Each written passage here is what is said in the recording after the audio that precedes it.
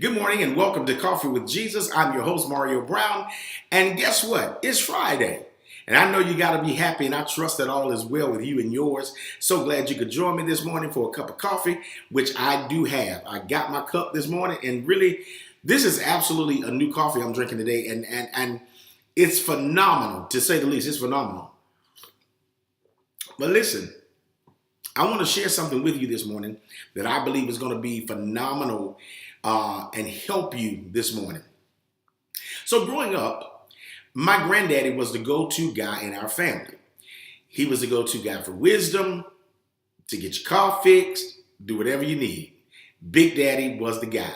His name was Henry Crouch, but we called him Big Daddy. And so Big Daddy's brother was a mechanic who's Uncle Cliff.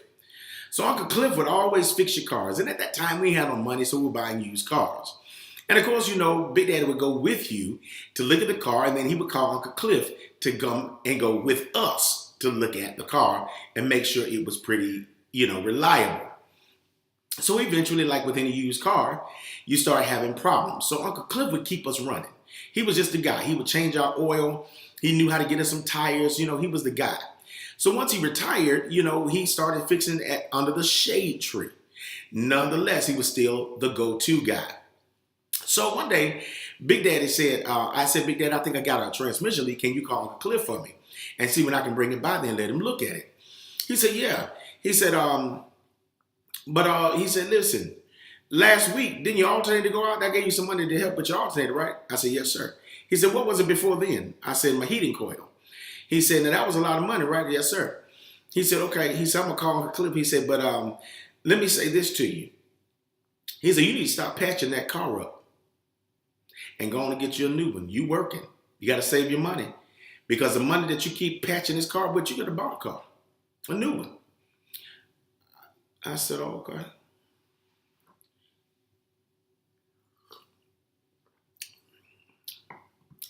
Okay. What's Uncle Cliff's number again? Because I couldn't even see, going to buy a new car. I had no money for that. And I never thought about it, but I did spend a lot of money patching the car up. And I started thinking about it. We do our life the same way. We keep patching our life up, patching our life up, patching our life up, when we really could get a new life, God will give you a new life. Take it from somebody who knows that we just start patching up. A hole here, patch it up. A hole here, we patch it up. Another hole over there, we patch it up. This breaks, we patch it up. This don't work no more, we go and patch it up. And then our lives become nothing more than a patch quilt. And so what we have to do now is to begin to say, God, I want a new life. I can't keep patching this life up like this. And I'm talking to somebody that, brother, you may have just got out of prison. There is a new life. Ma'am, there is a new life. It doesn't matter the mistakes, because even though we've made them and they do have some ramifications, the new life will cause you to literally rise above it and live in the power of the new life.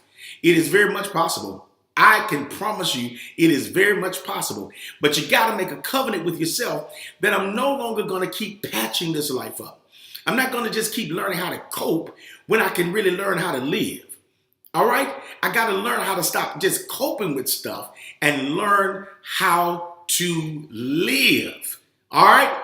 Thank you so much for joining me. Click like and share this video. Remember now, the Coffee with Jesus page is up. You can go to Coffee with Jesus or cwj.cafe. The email is still running. And I want to thank you guys so much for emailing me. Man, I'm telling you, people are emailing me with topics they want me to cover. And man, I'm geeked. Very happy about that. And we are designing a platform for that. So trust me, we got you covered here at Coffee with Jesus. Thank you again so much. Here's to another coffee break. Until we meet again, have a good one.